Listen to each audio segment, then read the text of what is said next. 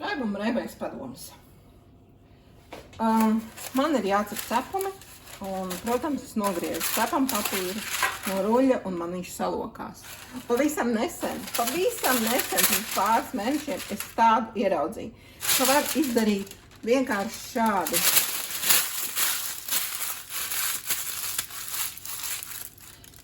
Redziet? Un tagad, atlūkot šo cepam papīru vaļā, kas notiek? Viņš vairs nekur nelokās.